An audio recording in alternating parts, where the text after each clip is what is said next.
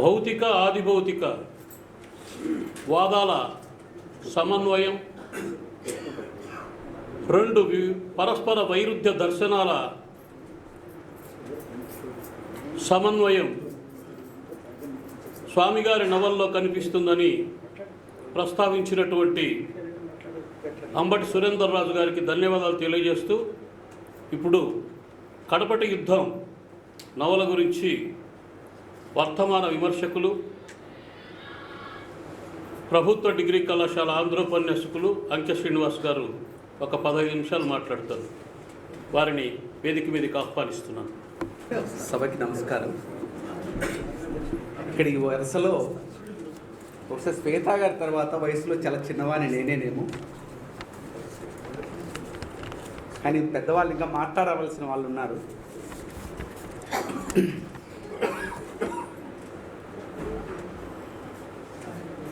వారందరికీ, పెద్దలకి, వేదిక మీద ఉన్నటువంటి పెద్దలకి, వేదిక ముందు ఉన్నటువంటి పెద్దలకి నా నమస్కారం.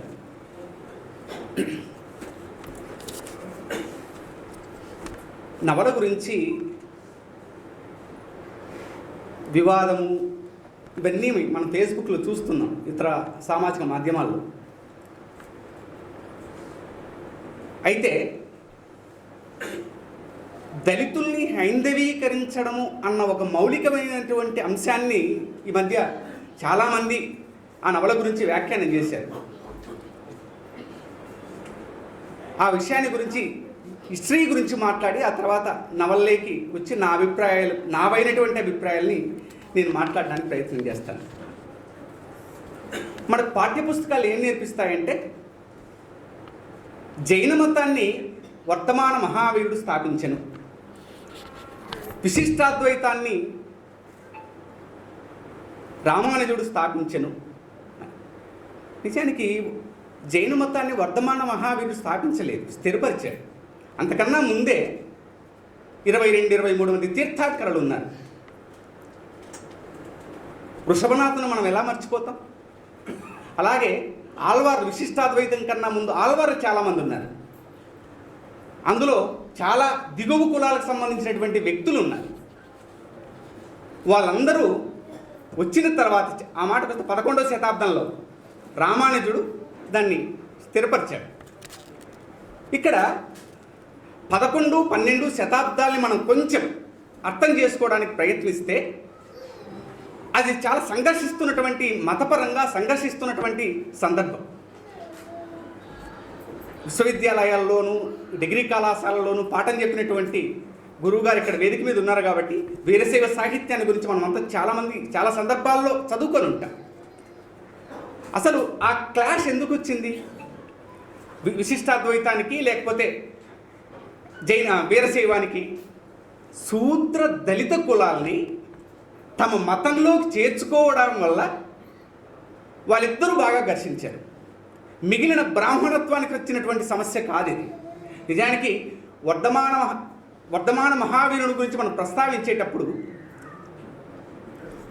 తమిళంలో జైన సాహిత్యంతో తమిళ సాహిత్యం ప్రారంభమవుతుంది, కన్నడంలో జైన సాహిత్యంతో మనకు కన్నడ సాహిత్యం ప్రారంభమవుతుంది. మరి తెలుగులో జైన సాహిత్యం ఎందుకు లేదు? ఈ రెండు సంఘర్షణల వల్ల బాగా విధ్వంసానికి గురైనటువంటి సాహిత్యము లేదా మత దర్శనం ఏదైనా ఉందంటే జైన మతమే. ఈ క్రమంలో ఈ దళితుల్ని ఆకర్షించడంలో రెండో కులోత్తుంగ చోళుడు అని ఈ మధ్య అంటున్నారు, కానీ చాలా కాలం పాటు మొదటి కులోత్తుంగ చోళుడే రామానుజుని బాగా హింసించాడు. ఆ శ్రీరంగం నుంచి ఆయన మైసూరు ప్రాంతాలను మేల్కోటె ప్రాంతాల్లోకి వెళ్ళి స్థిరపడ్డాడు అనేది చాలామంది చెప్తున్నారు. ఈ మధ్య సెకండ్ కులోత్తుంగ చోళ అని ఈ మధ్య తమిళ పరిశోధకులు కొంతమంది ఒక 20-30 సంవత్సరాల కింద దాన్ని డిస్కస్ చేశారు. ఈ కులోత్తుంగ చోళుడు ఎవరో కాదు, మన తెలుగువాడే. మన నన్నయ్యకి ఆశ్రయం ఇచ్చినటువంటి, మన నన్నయ్య చేత మహాభారతాన్ని రాయించినటువంటి రాజరాజ నరేంద్రుని యొక్క కొడుకు. ఆ రాజరాజ నరేంద్రుని కొడుకు నిజానికి మొదటి కులోత్తుంగ చోళుడు వీరశైవాన్ని ప్రతిపాదించలేదు అనడానికి కారణం ఏంటంటే, చాలా వైష్ణవ దేవాలయాలకి ఆయన దానం చేసినటువంటి సందర్భాన్ని ఈ మధ్య సమీప చరిత్రకారులు గుర్తించడం వల్ల అతను రెండో కులోత్తుంగ చోళుడు అయి ఉంటాడు, 1150 ఆ ప్రాంతంలో జీవించాడు కాబట్టి అని అంటున్నారు. ఈ దళిత శూద్ర కులాల్ని తమ మతంలోకి ఆకర్షించడానికి చాలా తీవ్రంగా ప్రయత్నం చేశారు. 2 విశిష్టాద్వైతము, అటు వీరశైవం. ఈ సందర్భంలో 2 ఉద్యమాల్ని మనం వ్యాఖ్యానం చేసుకునేటప్పుడు బసవేశ్వరుడు బ్రాహ్మణుడు అన్న విషయం మనందరికీ తెలుసు. తన కుటుంబానికి సంబంధించినటువంటి ఒక బ్రాహ్మణ స్త్రీని దళితులకు ఇచ్చి పెళ్లి చేయడం మనందరికీ తెలుసు, చేతిలో చదువుకొని ఉంటాం లేదా సాహిత్యంలో చదువుకొని ఉంటాం.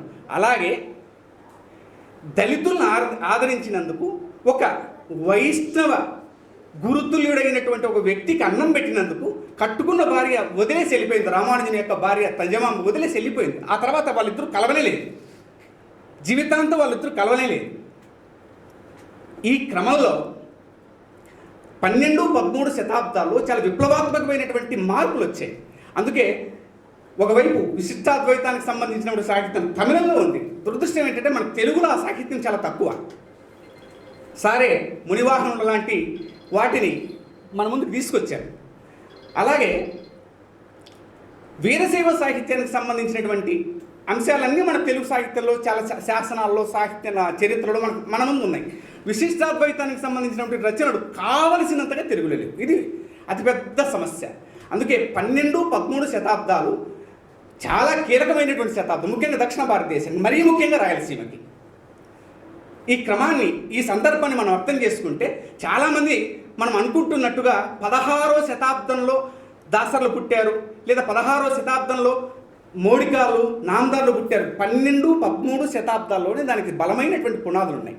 నిజానికి 12, 13 శతాబ్దాల్లోనే ఆయా సందర్భాలని వ్యాఖ్యానం చేయడానికి నమ్ములు ఒక శూద్ర కులం బ్రాహ్మణ ఆధిపత్య కులాలకి వ్యతిరేకంగా, బ్రాహ్మణ ఆధిపత్య పురోహిత వ్యవస్థకి ప్రత్యామ్నాయంగా దళిత శూద్ర కులంలో దాసల వ్యవస్థ వచ్చింది. ఇది ఆశ్చర్యకరమైనటువంటి. మా మేనత్తని ఒక దాసరి మా కులంలోనే మా దాసరి మామకిచ్చారు. మా అవ్వ పక్కీరమ్మ చెల్లెలు పక్కనే యాలేరు, మా కులంలోనే ఆమె దాసర్లకి ఇచ్చారు. ఇది అన్ని కులాల్లోనూ నేను రెడ్డి దాసరిని చూశాను, దళిత దాసర్ని, మాదిగ దాసరిని చూశాను, మాలదాసర్ని కూడా చూశాను. ఇది విశిష్టాద్వైతం తీసుకొచ్చినటువంటి ఒక పరిణామం. అది మంచిదా చెడ్డదని పక్కన పెడదాం. ఈ సందర్భంలో 14వ శతాబ్దంలో ఒక శైవ కవి ఆశ్చర్యమైనటువంటి విషయం ఏంటంటే, ఒక దళిత పాత్ర చేత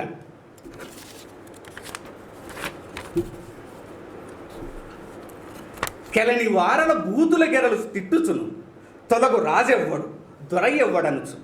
ఒక దళితుడు 14వ శతాబ్దంలో దొరెవ్వడు, రాజెవ్వడు అనడం మామూలు విషయం ఏం కాదు. ఇవి ఇలా అనడానికి 2 ఉద్యమాలు ఇచ్చినటువంటి ఒక ఆత్మస్థైర్యం.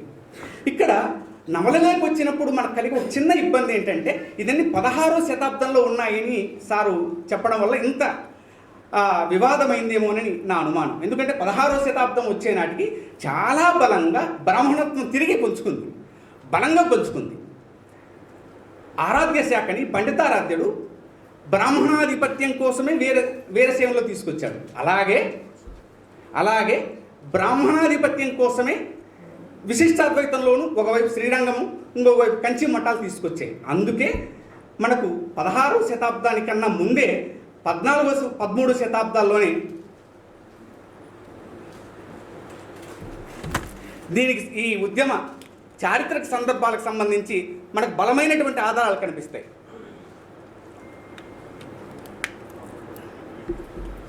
ఎందుకంటే మనకు 15 లేదా 14వ శతాబ్దంలో కనిపించే వడగలై, తెంగలై శాఖలు శూద్రులై ఎందుకు కనపడవు? అది బ్రాహ్మణాధిపత్యానికి సంబంధించిన విషయం, బ్రాహ్మణుడికి సంబంధించిన విషయం అని ఆనాటి శూద్ర కులాలు భావించి ఉండదు, లేదా నాకు సంబంధం లేని విషయం శూద్ర కులాలు భావించి ఉండొచ్చు. అందుకే వడగలై లేదా తెంగలై వైష్ణవం విడిపోయినప్పుడు అది ఆ కల్ట్ ఏది శూద్రులో కనిపించదు. అందుకే చాలా జాగ్రత్తగా శ్రీకృష్ణదేవరాయలు చాలా జాగ్రత్తగా బ్రాహ్మణాధిపత్యాన్ని ఎంత ఎస్టాబ్లిష్ అయిందో కులం పేరు చెప్పడానికి కూడా మాలదాసరికి కులం పేరు చెప్పడానికి కూడా సాక్షించలేదు. కలరొకొండు పేరుకొనగాని కులంబు అని, ఓయి దాసరి అని, విరక్త దాసరివి అని, అల్పుల పలుకులు అల్పులు పలుకులు అంత్యకులచులు అని అనడం కానీ ఇవన్నీ సంగీత ఫలంగుణ గోసండి. బహుశా ఇది కులం ఉపకులం అని ఈ మధ్య ఎల్లూరు సుధాకర్ లాంటి వాళ్ళు ఎస్టాబ్లిష్ చేశారు. అందుకని 16వ శతాబ్దంలో బ్రాహ్మణాధిపత్యం బలంగా స్థిరపడినటువంటి విశిష్టాద్వైతం నిజానికి తల్లికోట యుద్ధం వల్ల విజయనగర సామ్రాజ్యానికి మాత్రమే పునాదులు కదిలిపోలేదు. విశిష్టాద్వైతానికి ముఖ్యంగా విశిష్టాద్వైతానికి సంబంధించినటువంటి లేదా వీరశైవ దళిత శూద్ర కులాలకి ఒక అస్తిత్వ వాహిక కదిలిపోయినటువంటి లేదా పునాదులు కదిలాయేమోనని నాకున్నటువంటి అవగాహన. అలాగని 16వ శతాబ్దంలో ఈ వ్యవస్థ లేదని ఈ మధ్య చాలామంది ఆ వ్యవస్థ భారతదేశంలోనే లేదు, దళితుల్ని దేవాలయాలకు రప్పించడం చాలా ఆధునికమైందని ఈ మధ్య ఫేస్బుక్లో చాలామంది చెప్తున్నారు. చరిత్రకు సంబంధించి చాలా మౌలికంగా చాలా నా అభిప్రాయాలు తప్పు కూడా కావచ్చు, నాకేం అభ్యంతరం లేదు. నేను చదువుకున్నంత మటుకు మాత్రమే చెప్తున్నాను. చరిత్రలో మేల్కోటేలో రామానుజుడు దళితులకి దేవాలయ ప్రవేశం చేశాడు, దానికి సంబంధించినటువంటి ఆధారాలన్నీ మన ముందు ఉన్నాయి. అసలే జరగలేదు అనడం మాత్రం చారిత్రకంగా అది అక్షరాల చాలా దారుణమైనటువంటి విషయం. అది రచయితని అవమానించడానికి చేస్తున్నటువంటి ప్రయత్నమేనని నేను అనుకుంటాను. అలాగే మరి 16వ శతాబ్దంలో ఒక ఈ దళిత లేదా శూద్ర కులాలటువంటి సంబంధించినటువంటి అస్తిత్వం లేదా 16వ శతాబ్దంలో జీవించి 17వ శతాబ్దంలో ఒక కొత్త శూద్ర లేదా దళిత కులాలకు సంబంధించినటువంటి ఆవిష్కరణలు ఒక రకంగా ప్రజాస్వామిక వాహికలు 17వ శతాబ్దంలోనే మనకు కనిపిస్తాయి. దురదృష్టకరమైనటువంటి విషయం ఏంటంటే మన సాహిత్య చరిత్రకారులు అందరూ దాన్ని క్షీణయుగమని చెప్పడం. నిజానికి పండిత సాహిత్యానికి సాంప్రదాయ సాహిత్యానికి అది క్షీణయుగం తప్ప దిగువ కులాల అభివ్యక్తికి మాత్రం క్షీణయుగం కాదు. ఎందుకంటే అలా క్షీణయుగం అంటే వేమనని మనం విస్మరించిన వాళ్ళమే అవుతాం, పోతులు వీరబ్రహ్మని మనం విస్మరించే వాళ్ళమే అవుతాం. అలాగే అదే దశలో జీవించినటువంటి గుజ్జల నారాయణ దాసుని, యాగంటి లక్ష్మయ్యని, లేకపోతే పీరు మొహద్దీన్ని, సిద్ధయ్యని, బోర అప్పల స్వామిని వీళ్ళెవరూ సాహిత్యంలో చరిత్రలోకి ఎంటర్ కాలేదు. ఇది చాలా దురదృష్టకరమైనటువంటి విషయం. అందుకని ఈ చారిత్రక సందర్భాల్ని మనం అర్థం చేసుకుంటే నవల కొంచెం ముందుకెళ్ళి ఉండొచ్చు, కానీ చరిత్రలో ఇవన్నీ జరిగాయని నా దృఢమైనటువంటి నమ్మకం. అలాగే ఈ నవల కొన్ని చదువుతున్నప్పుడు ప్రబంధాలకు సంబంధించి చాలా విస్తృతమైనటువంటి మనకు ఈ తరం పాఠకులకి లేదా ఈ తరం వాళ్ళకి ఒక ప్రబంధ అనుభవం ఇస్తుంది. ఎందుకంటే పింగళి సూరనకు కుటుంబంలో ఉన్నటువంటి పింగళవారి పేయికి లేదా ఆముక్తమాలేదలో ఉన్నటువంటి ఆ పాలకుడు ఒక వేశ్య ఇంటికి వెళ్తూ ఉన్నప్పుడు ఒక సాధువు, ఒక వైష్ణవ సాధువు అక్కడ వేదిక మీద ఒక అరుగు మీద కూర్చొని ఆయన చెప్పే మాటలు ఇవన్నీ ప్రబంధాలలో ఉన్నటువంటి అంశాల్ని ఈ తరం పాఠకుల కోసం మన ముందుకు తీసుకొచ్చారు బడినాసం సార్. ఇక మాట్లాడాల్సిన వ్యక్తులు చాలామంది ఉన్నారు కాబట్టి దానికి సంబంధించినటువంటి సమీక్షని నేను తర్వాత ఎలాగో పత్రిక రాయాలనుకున్నాను. ఈ అవకాశాన్ని ఇచ్చినటువంటి పెద్దలందరికీ కృతజ్ఞతలు తెలియజేసుకుంటూ సెలవు తీసుకుంటున్నాను.